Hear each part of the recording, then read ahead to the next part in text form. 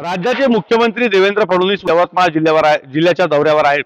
यवतमाळमध्ये दीनदयाल सेवा प्रतिष्ठानच्या वतीने चालवण्यात येणाऱ्या विविध उपक्रमांच्या संदर्भाने कार्यक्रमाला जे ते उपस्थित राहणार आहे। शिवाय दीनदयाल जयंती समारोह कार्यक्रमाला देखील ते या ठिकाणी उपस्थित राहणार आहेत। यवतमाळच्या जांभरोड परिसरामध्ये मोठ्या प्रमाणात दीनदयाल उपाध्याय यांचा पुतळा जो आहे तो उभारण्यात आला आणि या पुतळ्याचं अनावरण जे आहे ते पंतप्रधान नरेंद्र मोदी यांच्या हस्ते करण्यात आलं होतं।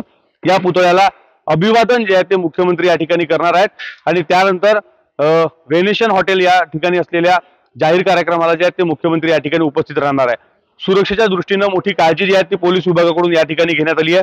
साधारणतः 70 अधिकारी आणि 600 पोलीस कर्मचाऱ्यांचा बंदोबस्त जो आहे तो या दौऱ्याच्या निमित्ताने जो आहे तो तैनात करण्यात आलेला आहे।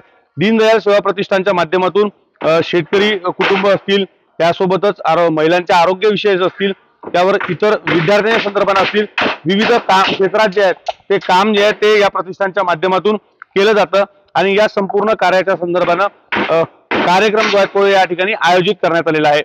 विवेक गावंडे, टीव्ही 9 मराठी, यवतमाळ।